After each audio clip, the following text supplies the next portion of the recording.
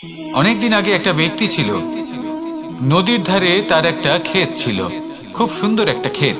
পরিশ্রম করে সেখানে সে ফসল উৎপাদন করলো।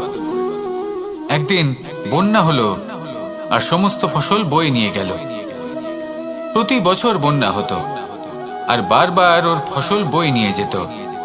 সে ব্যক্তি খুব দুঃখী হয়ে পড়ল। সে ভাবল, কেন বারবার আমার সাথে এরকম হয়? তখন একজন ওকে বোঝালো যে প্রতি বছর যখন এই বন্যা আসে তখন সে তোমার ক্ষেত উর্বর মৃত্তিকা দ্বারা পুষ্ট করে তোলে। তখন সেই ব্যক্তি বুঝতে পারল যে প্রকৃতি ওকে কত বড় একটা উপহার দিয়েছে। প্রতি বছর বন্যা শেষ হওয়ার পরে সে ফসল উৎপাদন করত এবং তাতে 10 গুণ বেশি ফসল হতো। এই সংসারে যতক্ষণ না বৃষ্টির ফোঁটা মাটিতে পড়ছে, ফসল কিভাবে উৎপন্ন হবে? যতক্ষণ না এই সোনা তীব্র আগুনে উত্তপ্ত হচ্ছে, ততক্ষণ সে কুন্দন কি করে হয়ে উঠবে? সেইভাবেই যতক্ষণ না আপনি সমস্যার সম্মুখীন হচ্ছেন, জীবনে সামনে এগোবেন কিভাবে? তাই বিপদ হোক বা সমস্যা, তার সম্মুখীন হন, আর তাও ইতিবাচক মনোভাব নিয়ে। দেখবেন অবশেষে আপনি বিকাশের পথে অগ্রসর হয়েছেন। আসুন আমার সাথে ভালোবেসে বলুন, রাধা রাধা। এটা কোনো এক সময়ের কথা। একটি শেয়াল ভুলবশত একটি নগরীতে প্রবেশ করে এবং সে সেখানে হঠাৎ ধোপাদের পাড়ায় প্রবেশ করে। নীল রং গোলা জলে পড়ে যায়। কোনো ক্রমে পালিয়ে পালিয়ে আবার সে বনে ফিরে আসে। অন্য সব প্রাণীরা ওকে দেখে আর ভয়ভীত হয়ে পড়ে। তখন সেই শেয়াল ফন্দি এঁটে সবাইকে বলল যে, আমি হলাম দেবদূত আর তোমাদের সকলকে রক্ষা করতে এসেছি। সবাই ওর কথা মেনেও নিল। প্রত্যেক দিন ওকে ধনধান্য খাবার এইসব প্রদান করতে লাগলো। তারপরে এমন একটি রাত এলো যেদিন দূরে কোথাও কিছু শেয়ালের দল তাকে ডাকতে শুরু করলো। আর তখন এই শেয়াল নিজেকে আটকেই রাখতে পারলো না। সেও ঠিক শেয়ালের মতোই ডাকতে শুরু করলো। সকলে সেটা শুনতেও পেলেন এবং সকলে এটা বুঝতেও পেরে গেলেন যে এ হলো একটা ভণ্ড। সেই জন্য জীবনে কখনো ছলনা করবেন না। তাকে আপনি যতই লুকোনোর চেষ্টা করুন না কেন, সেটা অবশ্যই একদিন সামনে চলে আসবে। আর তার থেকেও বড় শিক্ষা হলো এটা যে কারোর জীবনে সম্পত্তি, ধন ধান্য এসব চলে আসাতে তার বুদ্ধির বৃদ্ধি ঘটে না, তার ব্যবহার শুভ হয় না। এটা তখন হয় যখন সেই ব্যক্তি সেটা নিজে পেতে চায়, তার জন্য ভাবনা চিন্তা করে, কর্ম করতে থাকে। আর যখন একজন ব্যক্তি নিজের বুদ্ধি এবং ব্যবহার উন্নত এবং শ্রেষ্ঠ করে তুলতে পারেন, তখন তিনি নির্ধন হয়েও ধন অর্জন করতে পারেন। ঠিক পদ্মফুলের মতো। একটি পদ্মফুল কিন্তু জন্ম নেয় পাকের মধ্যে। তারপরেও এই পদ্মফুল দেবতাদের প্রসাধনের অঙ্গ হয়ে ওঠে। আসুন আর আমার সাথে ভালোবেসে বলুন, রাধা রাধা। মানুষের শরীরের বিভিন্ন অঙ্গ দ্বারা ভিন্ন ভিন্ন প্রকারের কাজ করা হয়, আর সেই জন্য মানুষ নিজের শরীরের যত্ন করে, তার খেয়াল রাখে, নিজের শরীরকে সুস্থ রাখে, স্বচ্ছ রাখে, বস্ত্র পরিধান করে, আর কোথাও আঘাত লাগলে ক্ষতস্থান ঢেকে ফেলে। মানুষের শরীরে এমন একটি অঙ্গ আছে যা চোখে দেখা যায় না, যা অদৃশ্য থাকে, কিন্তু সেইটা দিয়ে মানুষের বিষয়ে অনেক কিছু জানা যায়। এবং মানুষের শরীরের সেই অঙ্গের নাম হলো বাণী। আপনার ভাষা। আপনি যেভাবে কথা বলেন, যার সাথে কথা বলেন, আপনি যেভাবে শব্দ চয়ন করেন, তার দ্বারা আপনার বিষয়ে অনেক কিছু বোঝা যায়, আপনার ব্যক্তিত্বের বিষয়ে অনেক কিছু বোঝা যায়। সেই জন্য সবসময় কিছু বলার আগে একটু ভেবে নিন, নিজের কথার ওপর একটু নিয়ন্ত্রণ রাখুন। আমার কথা শুনুন, এই হৃদয়কে শুদ্ধ করে তুলুন। যদি এই হৃদয় শুদ্ধ থাকে, তাহলে সর্বদা মধুর বাণী নির্গত হবে, যা সবাইকে প্রফুল্ল করে তুলবে। আর তখন এই মন প্রসন্ন হয়ে বলবে, রাধা রাধা। কিছু মানুষ চিরকাল দুঃখে থাকেন, বলেন যে দূরত্বের কারণে ওনাদের ভালোবাসা সমাপ্ত হয়ে গেছে। এমনও কিছু মানুষ আছেন যারা বলেন যে দূরত্বের জন্য ভালোবাসা বৃদ্ধি পায়। কেউ বলেন কাছাকাছি এলে ভালোবাসা বৃদ্ধি পায়। কিন্তু আসল সত্য হলো এটাই যে দূরত্ব ভালোবাসা পরিমাপ করার কোনো মাপদণ্ডই নয়। চাতক পাখিকে দেখুন, সারা বছর সে অপেক্ষা করে যে কখন বর্ষা আসবে আর ওর তৃষ্ণা নিবারণ হবে। বর্ষার জল ছাড়া ও আর অন্য কোনো জল পান করে না। তাহলে বলুন, এই যে দূরত্বের জন্য ওদের ভালোবাসা কি সমাপ্ত হলো? এই ভালোবাসা আপনার মানসিকতা বুঝতে পারে, সে আপনার মনে লুকিয়ে থাকা আবেগ বুঝে নিতে পারে। তা সে আপনি যতই দূরে চলে যান না কেন, যতই কাছে আসুন না কেন, শুধু নিজের আবেগগুলিকে কখনো মলিন হতে দেবেন না, স্বার্থ জড়িয়ে ফেলবেন না। প্রেমকে পবিত্র করে তুলুন, এই প্রেম ক্রমাগত বৃদ্ধি পাবে। আসুন আর এই ভালোবাসার সাথে বলুন, রাধা রাধা। মানুষ নিজের জীবনে সেই সব কিছু লাভ করতে পারে যা সে কামনা করে। শুধু প্রয়োজন হলো ইচ্ছে এবং সিদ্ধান্তের। এবারে ইচ্ছে আসলে কি? সেটা হলো এই মনে প্রকট হওয়া একটি ভাবনা, একটি আবেগ। শুধু তা দিয়ে কিছুই হয় না। যখন সেই ইচ্ছের সাথে দৃঢ় প্রতিজ্ঞা জুড়ে যায়, তখন বিষয়টা এগোতে থাকে। একটা উদাহরণ দিই, ধরুন আপনি মরুভূমিতে আছেন এবং আপনি মধুর জল পান করতে চান।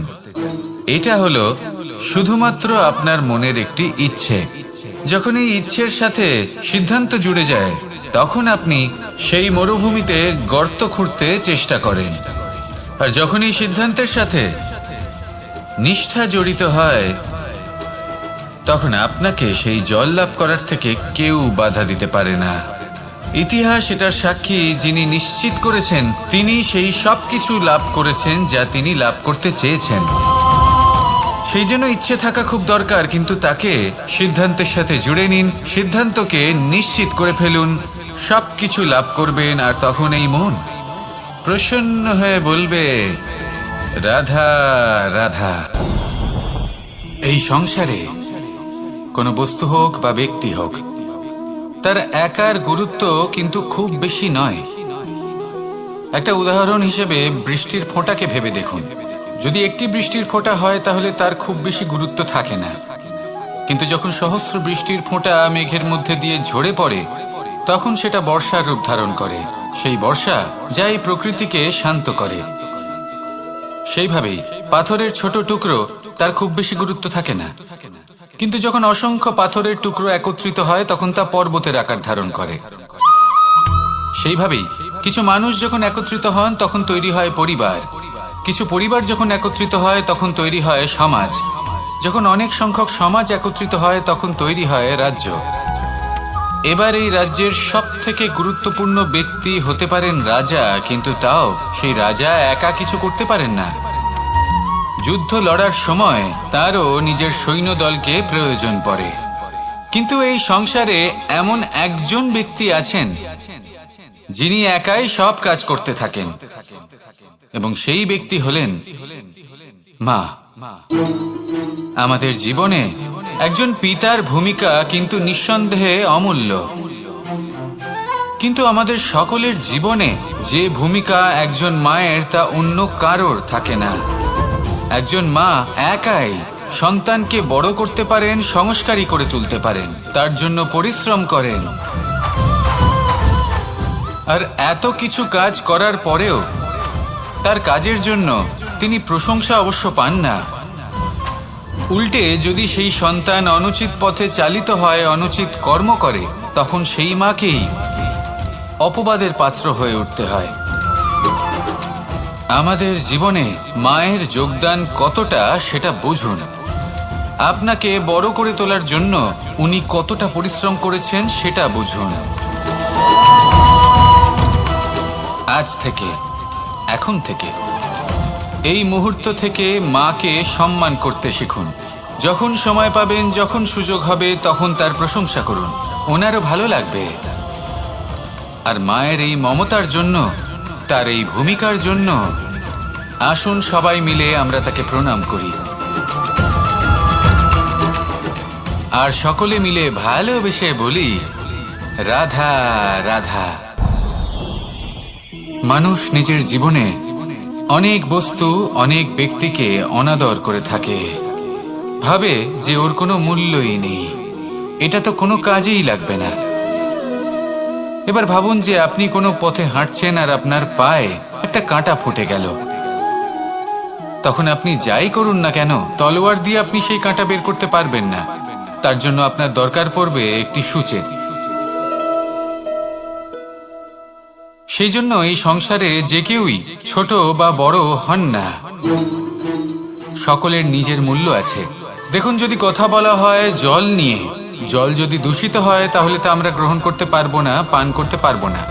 কিন্তু যদি হঠাৎ করে কোথাও আগুন লেগে যায়, সবকিছু ভস্ম হতে শুরু করে, তাহলে সেই জল কিন্তু সেই আগুন নিভিয়ে দিতে পারে। এই পুরো খেলাটাই হলো দৃষ্টিভঙ্গির, মানসিকতার। আপনার মানসিকতা যদি শুভ হয় তাহলে সেটাই শুভ সত্য হয়ে আপনার সামনে আসবে। এই সংসারে বস্তু হোক বা ব্যক্তি হোক, তাতে খুঁত ধরা বন্ধ করে দিন আর তার কি কি গুণ রয়েছে সেটা খুঁজে বের করতে শুরু করুন। জীবন সরল হয়ে যাবে এবং এই মন প্রসন্ন হয়ে বলবে, রাধা রাধা। বড়ই অদ্ভুত ব্যাপার। একটি পাথরের প্রতিমা যখন মন্দিরে স্থাপিত হয় তখন তা আমাদের কাছে ভগবান সম হয়ে দাঁড়ায়। কিন্তু যখন একজন জীবিত মানুষ মন্দিরে গিয়ে থাকেন তখন তার শরীর, মন, আত্মা সেই সব পাথর সম হয়ে দাঁড়ায়। কিন্তু এমনটা আমি ঠিক কেন বললাম ভেবে দেখুন। মানুষ এটা চান যে কোনো পরিস্থিতি, যে কোনো স্থানেই তার বিজয় হোক, কিন্তু এখানে এসে সে পরাজিত হয়। এরকম ঠিক কেন হয়? সমস্ত খেলা হলো ভাবনা চিন্তার, বিচারধারার, দৃষ্টিভঙ্গির, উত্তরদায়িত্বের খেলা। পাষাণের এই প্রতিমা, তার একটি উত্তরদায়িত্ব আছে, আশা ধরে রাখার দায়িত্ব। সেই আশা জানিয়ে মানুষ মন্দিরে আসেন। তেমনি মানুষের একটি উত্তরদায়িত্ব আছে যেটা সে ভুলে যায়। আর সেই উত্তরদায়িত্ব হলো এটা, যে মন্দিরে যে ভগবানকে সে প্রসন্ন করতে যাচ্ছে তাকে সে তখনই খুঁজে পাবে যখন পূর্ণরূপে সে সমর্পিত থাকবে। যদি মনে সমর্পণের ভাব না থাকে তাহলে ভগবান কখনো প্রসন্ন হবেন না। নিজের উত্তরদায়িত্ব বোঝার বদলে মানুষ শুধু একটা অনুষ্ঠান পালন করেন। যেমন ফুলের একটা মালা অর্পণ করেন আর সেই কারণেই তিনি পরাজিত হন। আপনি ফুলের মালা অর্পণ করুন, প্রসাদ অর্পণ করুন, কিন্তু মনের মধ্যে পূর্ণ সমর্পণের ভাব থাকা প্রয়োজনীয়। তবেই আপনি মন্দিরে গিয়েও প্রাণবন্ত হয়ে থাকতে পারবেন, তবেই ঈশ্বরকে প্রসন্ন করতে পারবেন। আসুন আমার সাথে ভালোবেসে বলুন, রাধা রাধা। আমাদের মধ্যে বেশিরভাগ মানুষ সেই পরম শক্তিতে, সেই পরমেশ্বরের ওপর আস্থা রাখি, আর সেই জন্য আমরা বারবার মন্দিরে যাই, পুজো অর্চনা করি, নৈবেদ্য অর্পণ করি। কিন্তু অত্যন্ত গুরুত্বপূর্ণ একটা বিষয়ে আমরা ভুলে যাই, আর সেটা হলো যে পাষাণের সেই প্রতিমা যা মন্দিরে স্থাপন করা হয়েছে, তাদের মধ্যে আমরা ঈশ্বরকে খুঁজে পাবো না যতক্ষণ না বাড়িতে বিরাজমান ঈশ্বর অর্থাৎ আমাদের মাতা পিতা, তাদেরকে আমরা সেবা করছি। দেখুন, ঈশ্বর নিশ্চিত রূপে এই সংসার নির্মাণ করেছেন, কিন্তু আপনি সেই সংসারের অংশ তবে থেকে হয়েছেন যেদিন থেকে এই সংসারে আপনি পদার্পণ করেছেন। আর এই উত্তরদায়িত্ব পালন করেছেন কারা? আপনার মাতা পিতা।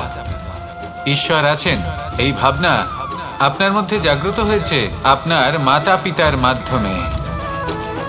সেই জন্য মন্দিরে গিয়ে আপনি যতই প্রসাদ বিতরণ করুন তার কোনোই অর্থ নেই যদি ঘরে বসে থাকা মাতা পিতা অভুক্ত থাকেন। মন্দিরে গিয়ে পরমেশ্বরকে প্রসন্ন করার পূর্বে ঘরে বিরাজমান ঈশ্বর মানে আপনার মাতা পিতা, তাদের সেবা করুন, তাদের প্রসন্ন করুন। ঈশ্বর নিজে থেকেই প্রসন্ন হয়ে যাবেন। আসুন আমার সাথে ভালোবেসে বলুন, রাধা রাধা। প্রেম আড়াই অক্ষর, মাত্র আড়াই অক্ষরের এই শব্দ প্রেম, এর মধ্যে ত্রিলোকের এবং সমগ্র ব্রহ্মাণ্ডের বীজ নিহিত আছে। এমন কি আছে যা এই প্রেম করতে পারে না? যেখানে শক্তি এবং বিদ্যা প্রয়োগ করে আপনি কিছুই করতে পারবেন না, সেটাও প্রেম দ্বারা অর্জন করা সম্ভব। প্রেম চাইলে পাথরেও ফুল ফোটাতে পারে। প্রেম চাইলে ন্যাড়া পাহাড়ের বুক চিরে নদীপথ তৈরি করতে পারে। চাইলে নিরক্ষর ব্যক্তিকে সংসারের শ্রেষ্ঠ জ্ঞানী করে তুলতে পারে। শুধুমাত্র এই প্রেমের জন্য সবার দুষ্টু কানাই ঘনশ্যাম হয়ে উঠেছিল। শুধুমাত্র এই প্রেমের টানেই ত্রিলোকের স্বামী দ্বারকাধীশ নির্ধন সুদামার পদসেবাও করেছিলেন। এই প্রেম হলো সংসারের সবথেকে বড় শক্তি। এই সংসারের আধার হলো প্রেম। এমন কিচ্ছু নেই যা এই প্রেমের পক্ষে সম্ভব নয়। যেখানে বিদ্যা এবং শক্তি সাহায্য করতে পারে না, সেখানে এই প্রেম আপনাকে জয়ী করে দিতে পারে। তাহলে আসুন আর আমার সাথে ভালোবেসে বলুন, রাধা রাধা। সমুদ্র মন্থনের সময় দুই ধরনের রত্ন লাভ করা হয়েছিল। প্রথম হলাহল, যার প্রভাব থেকে এই সমস্ত সংসারের জীবের প্রাণ বাঁচানোর জন্য মহাদেব তাকে নিজের কণ্ঠে ধারণ করে নিয়েছিলেন। আর দ্বিতীয় অমৃত, যেটা কিঞ্চিত পরিমাণ মাত্রায় পাওয়া গেছিল। কখনো কখনো জীবনে এমন কোনো বস্তু যা আপনি প্রয়োজনের থেকেও অনেক বেশি মাত্রায় ভোগের জন্য লাভ করে থাকেন, তা আপনার জন্য বিষ প্রমাণিত হতে পারে। যেমন জল, প্রয়োজনের থেকে অনেক বেশি মাত্রায় যদি এই জল আসে তাহলে আপনার প্রাণ কাটতে পারে। কিন্তু পরিশ্রমের পরে এক পাত্র শীতল জল দ্বারা আপনি যদি স্নান করে নেন, তাহলে তা আপনার শরীরের জন্য অমৃত হবে। পরিশ্রম করার পরে যদি আপনার শরীর এক পাত্র খাবার লাভ করে, তাহলে তা আপনার শরীরের জন্য অমৃত। কিন্তু যদি কোনো পরিশ্রম না করেই আপনি দিনরাত শুধুই খাবার গ্রহণ করতে থাকেন, তাহলে আপনার কাছে তা বিষ সমান। বিষ এবং অমৃত গ্রহণ করাটা আপনার উপরে নির্ভর করছে। কোনো বস্তু আপনার পক্ষে বিষও হতে পারে, আবার অমৃতও হতে পারে। নির্ভর করছে যে আপনি সেটা কিভাবে ব্যবহার করছেন, কতটা মাত্রায় ব্যবহার করছেন। আসুন আমার সাথে ভালোবেসে বলুন, রাধা রাধা। হয়তো আপনার মনে কখনো এই প্রশ্ন আসতে পারে যে ইমারত কেন নির্মাণ করা হয়, কেন উৎসব পালন করা হয়, কেন মানুষ নিজেদের জন্মদিন পালন করেন, কেন দোল, বিজয়া দশমী, রাখি, দীপাবলির মতো উৎসব পালন করা হয়। যদি এগুলো পালন না করা হয় তাতে কি যায় আসে? যদি এই দোল উৎসব পালন না করা হয়, তাহলে কি এই সংসার ভুলে যাবে যে নারায়ণের প্রতি ভক্তির কারণে ভক্ত প্রহ্লাদকে অগ্নি স্পর্শও করতে পারেনি? যদি বিজয়া দশমী পালন না করা হয়, তাহলে কি এই সংসার ভুলে যাবে যে এই দিনে শ্রীরাম রাবণকে বধ করেছিলেন? যদি আমরা দীপাবলির এই উৎসব পালন না করি, তাহলে কি এই সংসার এটা ভুলে যাবে যে অযোধ্যাতে অমাবস্যার এমন এক রাত এসেছিল যে রাত্রে অযোধ্যা পূর্ণিমার থেকে বেশি উজ্জ্বল হয়ে উঠেছিল? যদি এই রাখি উৎসব পালন না করা হয়, তাহলে কি এই সংসারের ভাই এবং বোনেরা একে অপরের প্রতি ভালোবাসা কি সেটা ভুলে যাবেন? বিষয়টা ভুলে যাওয়ার নয়, বিষয়টা হলো মনে রাখা। যখন জীবনে আমরা কোনো একটা স্থানে পৌঁছই, উপলব্ধিগুলোর উৎসব পালন করি, যাতে সেই মুহূর্তে আমরা সকলের মধ্যে আনন্দ ছড়াই এবং মানুষ সেই মুহূর্তটা মনে রাখেন। এই স্মৃতিগুলোই মানুষের মধ্যে বিশ্বাসের জন্ম দেয়। এই বিশ্বাস যে আগামী যেদিন আসছে তাতে আরো আনন্দের সম্ভাবনা রয়েছে। ভালোবাসার এই উৎসব, ভালোবাসার এই পার্বণ, এটা মানুষের মনে বিশ্বাসের জন্ম দেয় যে প্রত্যেক যুগে কেউ না কেউ এসেছে এবং পরবর্তীতেও আসবে।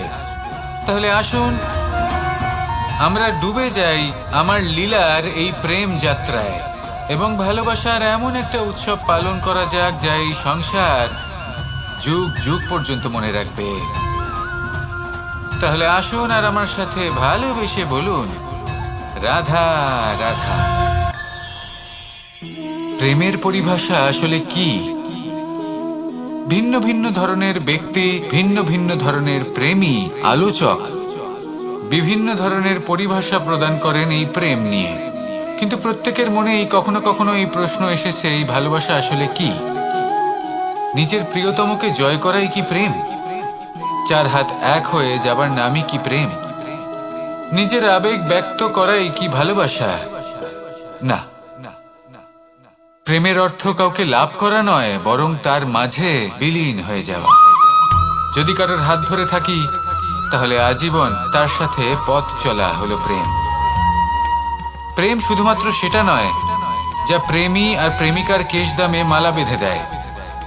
মাতা পিতার জন্য দিনরাত পরিশ্রম করা, নিজের পরিবারের জন্য দিনরাত পরিশ্রম করা, সেটাও প্রেম। নিজের বন্ধুদের জন্য, আপনজনের জন্য সবকিছু উজাড় করে দেওয়ার নাম হলো ভালোবাসা। নিজের মাতৃভূমির জন্য সাহসের সাথে লড়াই করা এবং আনন্দে নিজের জীবন ত্যাগ করে দেওয়াও কিন্তু প্রেমের নামান্তর।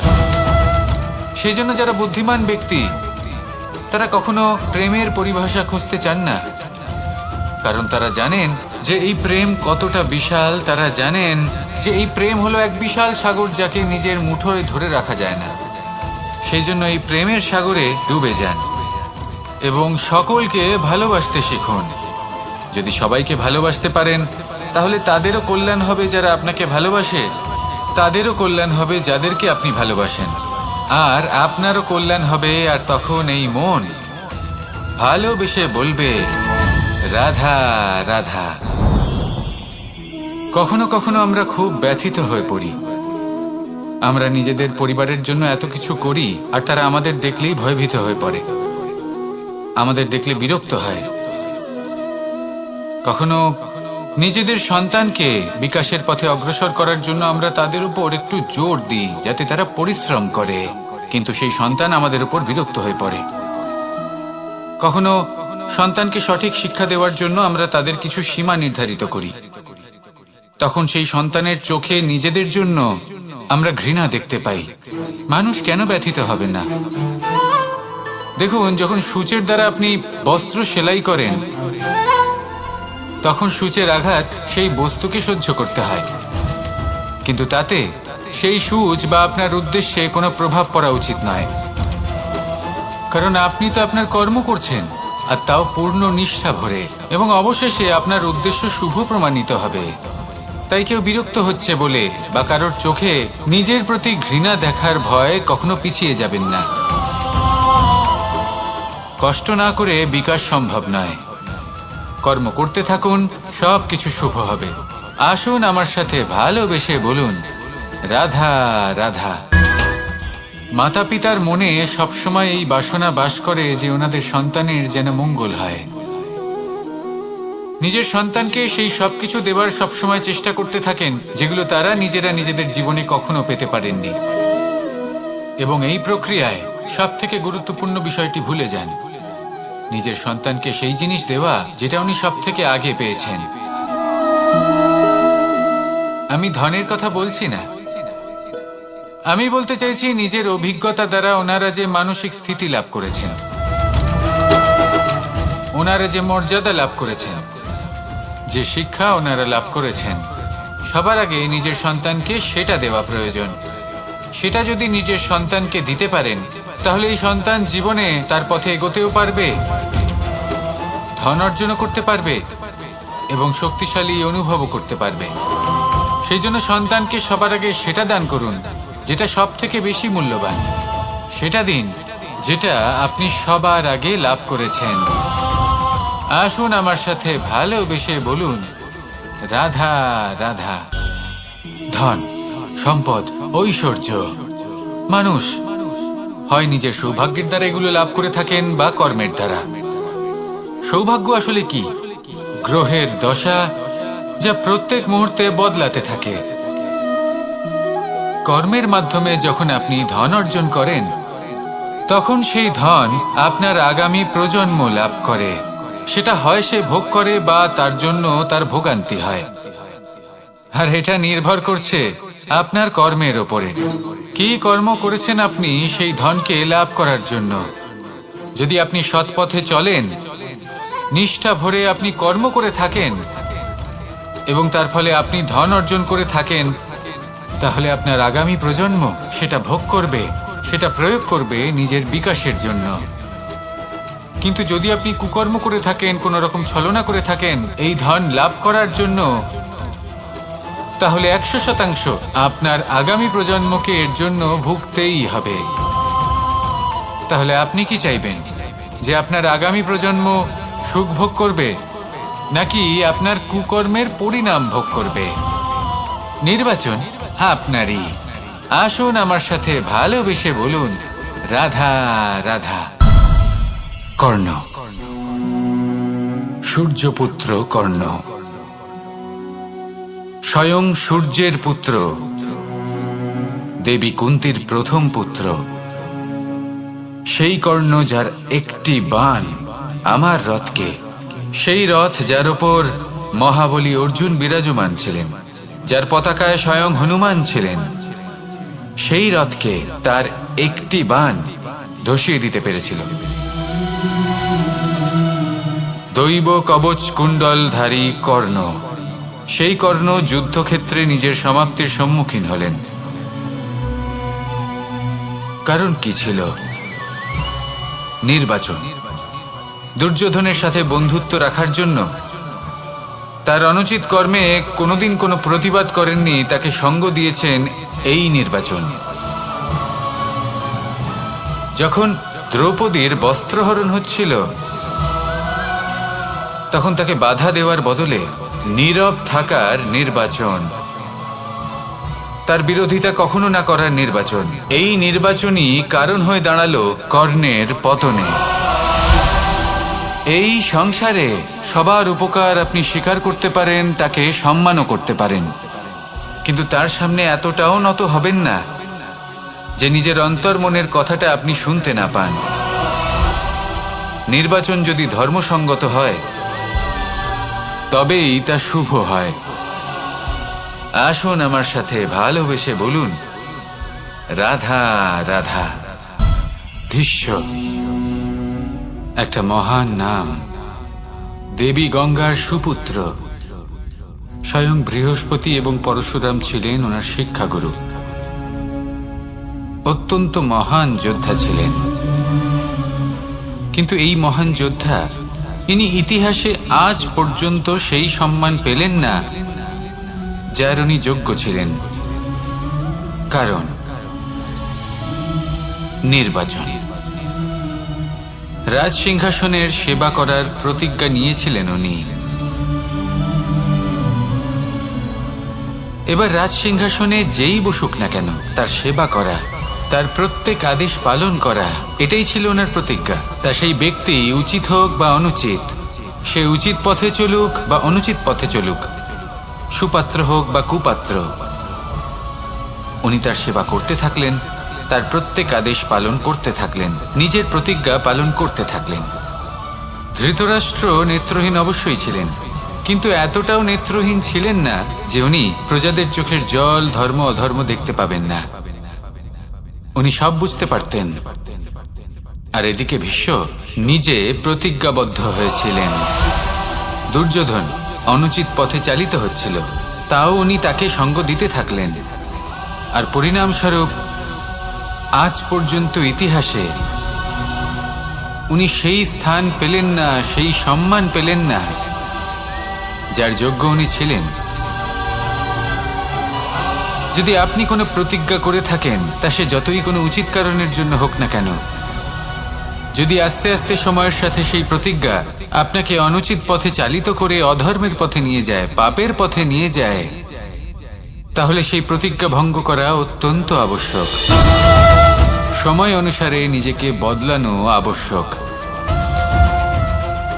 নয়তো এই প্রতিজ্ঞা আপনাকে দিয়ে পাপ কর্ম করাবে, কুকর্ম করাবে, আর আপনার বিনাশের কারণ হবে। আসুন আমার সাথে ভালোবেসে বলুন, রাধা রাধা।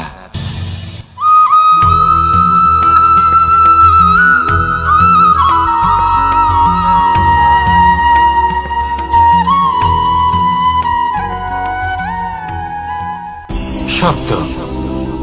শব্দ আসলে কি? শুধুই কয়েকটি অক্ষরের সমষ্টি, নাকি আমাদের বাণী? এই শব্দ এমন এক শক্তি যা কাউকেই নিজের বশবর্তী করে ফেলতে পারে। শব্দ এমন এক অস্ত্র যা কাউকে ক্ষত বিক্ষত করে দিতে পারে। এই শব্দ হলো একটি নাদ স্বরূপ যা কোনো ঘুমন্ত ব্যক্তিকেও জাগিয়ে তুলতে পারে এবং নিজের লক্ষ্যের দিকে অগ্রসর করতে পারে। শব্দে এত শক্তি আছে যে কারোর মনে এতটা আঘাত দিতে পারে যে সে হয়তো জীবনে আর কখনো এগোতেই পারল না। তাহলে এই শব্দের প্রয়োগ খুব ভেবে চিন্তে করবেন। এবং এই শব্দের মতোই হলো নীরবতা। অনেক সময় এই নীরবতা আমাদের সহায়ক হয়ে ওঠে, অনেক সময় এটা আমাদের অনুশোচনাকে অনেক বেশি বাড়িয়ে তুলতে পারে।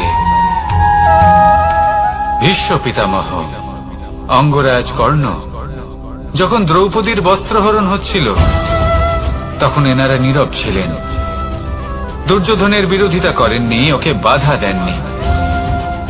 আর তারপর কি হলো সেটা আপনারা সকলে জানেন। দেখতে গেলে নীরবতা চুপ করে থাকা, কিন্তু যদি কোনো দুষ্টের সামনে চুপ করে থাকেন, যদি তার বিরোধিতা না করতে পারেন, তাহলে এই নীরবতাই অনেক বড় পাপের আকার ধারণ করে। মনে রাখবেন আর আমার সাথে ভালোবেসে বলবেন, রাধা রাধা। আভূষণ, কার না ভালো লাগে এই আভূষণ?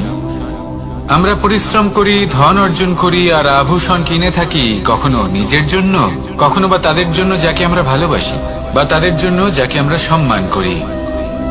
হয়তো সেই জন্যই সীতা চূড়ামণি ধারণ করেছিলেন এবং আমি সামন্তকমণি। কিন্তু এটাই কি সেই প্রকৃত আভূষণ যা আপনার মূল্য বৃদ্ধি করে? না। শ্রীরামের আভূষণ হলো ওনার নম্র ভদ্র ব্যবহার। মাতা সীতার আভূষণ হলো ওনার সততা, ওনার নিষ্ঠা, ওনার ত্যাগ। অর্জুনের আভূষণ ছিল ওনার একাগ্রতা। রাধার আভূষণ ওনার প্রেম। এই আভূষণ কোথাও নেই, আপনার মনে আছে। যদি আপনার মনে মিষ্টতা থাকে, তা শান্ত হয়, তাতে সততা থাকে, নিষ্ঠা থাকে এবং প্রেম থাকে, তাহলে আপনার অন্য আর কোনো আভূষণের কোনো প্রয়োজন নেই। আপনি যতই ভিড়ের মাঝে থাকুন, আপনার ঔজ্জ্বল্য চোখে পড়বে। আসুন আর আমার সাথে ভালোবেসে বলুন, রাধা রাধা। এই সংসারের সব থেকে বড় সত্যি হলো জন্ম এবং মৃত্যু, কিন্তু আরো বড় একটা সত্য আছে, মিত্র এবং শত্রু, যা আমাদের সকলের জীবনে থাকে। মিত্র সে যে আমাদের সঙ্গ দেয় এবং সংসারের সব থেকে উঁচু শিখরে আমাদের নিয়ে যায়, এবং শত্রু সে যে যে কোনো মুহূর্তে যে কোনো শিখর থেকে আমাদের নিচে ফেলে দিতে পারে। এবার বিচিত্র ব্যাপার হলো এটাই যে আমরা নিজেরাই এদের সাথে নিয়ে চলি, নিজেরাই এদের পালন করি। তা কি করে?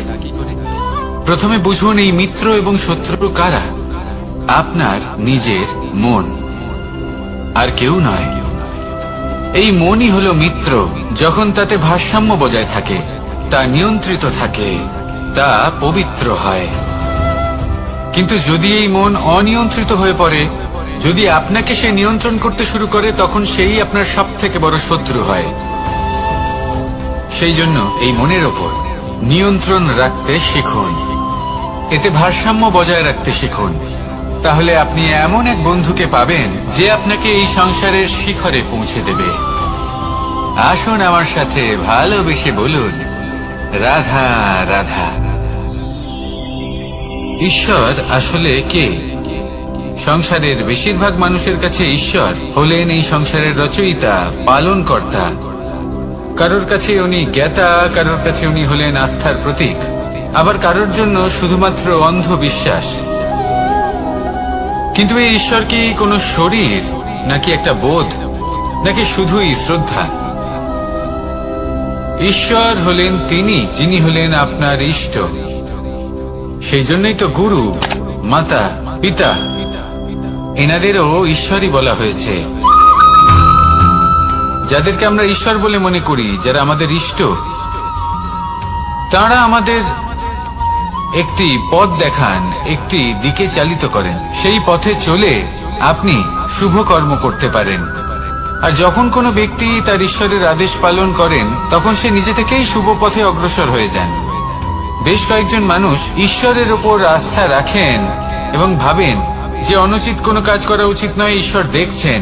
ওনারা ভয় পান যে কোনো অনুচিত কর্ম করলে কে জানে তার পরিণাম কি হবে। এমন অনেক ব্যক্তি রয়েছেন যারা ঈশ্বরকে বিশ্বাস করেন এবং জানেন যে ঈশ্বর তাদেরকে দেখছেন, তাই যে যে শুভ কর্ম ওনারা করেছেন তার ফল তারা অবশ্যই পাবেন। এবার আপনি ভয় পেয়ে ঈশ্বরকে বিশ্বাস করবেন, নাকি বিশ্বাসের দ্বারা ঈশ্বরকে বিশ্বাস করবেন, সেই সিদ্ধান্ত আপনারই। কিন্তু হ্যাঁ, যদি আপনার মনে ঈশ্বরের জন্য কোনো স্থান থাকে, যদি আপনার কোনো ইষ্ট থাকেন, যদি আপনি কাউকে ঈশ্বর মনে করেন, যার প্রত্যেক আদেশ আপনি পালন করে থাকেন, তাহলে বলি ঈশ্বর কখনো আপনাকে অনুচিত পথে চালিত করবেন না। আসুন আমার সাথে ভালোবেসে বলুন, রাধা রাধা। এই সংসারে ভিন্ন ভিন্ন ধরনের গাছ আছে, অসংখ্য ধরনের প্রজাতি আছে। কিছু গাছ পাতা দিয়ে থাকে, কিছু ফুল, কিছু ফল। কেউ ছায়া প্রদান করে, কেউ শীতলতা প্রদান করে, কেউ নিজেকে খুব কষ্ট দিয়ে এই সংসারের বিকাশে সহায়ক হয়ে ওঠে। কিন্তু এই সবার মধ্যে একটা বিষয় কিন্তু সমান, এরা প্রত্যেকেই পাতা ছাড়া, ফুল ছাড়া, ফল ছাড়া জীবিত থাকতেই পারে, কিন্তু কোনো বৃক্ষই শিকড় ছাড়া বেঁচে থাকতেই পারে না। এটাই হলো রাধার। ঠিক সেইভাবেই আমাদের জীবনে শক্তি হোক, ধন হোক বা সাফল্য হোক, আমাদের বা আমাদের পরিবারের প্রসন্নতাই হোক, এই সবকিছুর আধার হলো, সবকিছুর মূল হলো পরিশ্রম। তাই জীবনে চিরকাল পরিশ্রম করতে থাকুন। যদি আপনি জীবনে মহান হবার পথে অগ্রসর হতে চান, তাহলে পরিশ্রম করুন। এই পরিশ্রম দ্বারাই নিজের পরিবারকে প্রসন্ন করুন, নিজের বন্ধুদের প্রসন্ন করুন, এই সমাজকে গর্বিত করুন। আসুন আমার সাথে ভালোবেসে বলুন, রাধা রাধা। এই সংসারের সব থেকে বড় রোগ কোনটা? কেউ বলবে মানসিক রোগ, কেউ বলবে সেই রোগ যা সর্পদংশনের ফলে হয়ে থাকে। এই সংসারে ভিন্ন ভিন্ন ধরনের রোগ আছে এবং তার সাথে ভিন্ন ভিন্ন ধরনের যন্ত্রণাও রয়েছে। এমন একটা রোগ আছে যা চোখে দেখা যায় না, যা আপনার শরীরে কোনো দাগ রেখে যায় না, কিন্তু আপনার আত্মাকে পর্যন্ত ক্ষত বিক্ষত করে, অসুস্থ করে তোলে, বিনাশ করে দেয় আপনাকে এবং তার সাথে আপনার আত্মাকে। এই অসুখের নাম হলো লালসা। লালসা, যে কর্ম সাধন করেছেন তার থেকে বেশি ফল লাভ করার আশা। লালসা, যা আজ আছে তার থেকে অনেক বেশি লাভ করার ইচ্ছে। এই ইচ্ছে এই সংসারে সবার থেকে এগিয়ে থাকার আপনাকে প্রেরণা যোগাবে, কিন্তু তার জন্য আপনাকে অপরাধযোগ্য কাজ করতে উৎসাহিত করবে। আপনার বন্ধু, আপনার আত্মীয়, আপনার পরিবার, এই সবার থেকে আপনি কখন দূরে চলে যাবেন আপনি বুঝতেই পারবেন না। উচিত অনুচিত কোনটা, ধর্ম অধর্ম কোনটা, সব ভুলে যাবেন আপনি। সেজন্য মনে রাখবেন, নিজের জীবনে যদি আপনি লালসার থেকে নিজেকে দূরে রাখতে পারেন, তাহলে এর অর্থ হলো যে আপনি এই সংসারের সব থেকে বড় অসুখের ওপর বিজয় লাভ করেছেন। আসুন আমার সাথে ভালোবেসে বলুন, রাধা রাধা। এই সাগর কত বিশাল আকার, কখনো শান্ত কখনো উত্তাল, কিন্তু এই সাগরকে এত মহান কে করে তুলল? জল। এবার এই জলের যাত্রা দেখুন, সেটা কতটা কঠিন। এই জল সাগরে থাকে, সূর্য ওকে এতটা উত্তপ্ত করে তোলে যে এই জল নিজের অস্তিত্ব হারিয়ে ফেলে এবং বাষ্পে পরিণত হয়ে হাওয়ায় মিলিয়ে যায়। তারপরে আকাশে যায় আর নিজের অস্তিত্ব আবার হারিয়ে ফেলে, মেঘে পরিণত হয়। তারপর এই মেঘ কোথাও গিয়ে কোনো পর্বতে ধাক্কা খায়, তারপর আবার এই জল নিজের অস্তিত্ব হারায়। তারপরে বর্ষার রূপ ধারণ করে তা বর্ষিত হয়, বা কোনো পর্বতের চূড়ায় তার শিখরে বরফের রূপ ধারণ করে। তারপরে এই বর্ষা মাটির দিকে নিজের যাত্রা শুরু করে। এবার মাটিতে ঝরে পড়া এই বর্ষা স্রোতের আকার ধারণ করে এবং আস্তে আস্তে বইতে থাকে। এই নদীর আকার ধারণ করে এবং নদী রূপে বইতে বইতে পাথরে ধাক্কা খায় বা কোনো পর্বতে ধাক্কা খায়, আর তারপর এই নদী এসে সাগরে সমাহিত হয়ে যায়। নদীর এই জল আবারও নিজের অস্তিত্ব হারিয়ে ফেলে, কিন্তু এইবার সেই জল নিজেই সাগরে পরিণত হয়। এটা আমাদের সকলের জন্য একটা শিক্ষা যে এই সংসারে জীবন এবং সময়ের হলো এক অনন্ত যাত্রা। এই সংসারে যা কিছু আছে তার সূত্রপাত কোথাও একটা হবেই। সেই জন্য মৃত্যু এবং সমাপ্তির চিন্তা ত্যাগ করে দিন।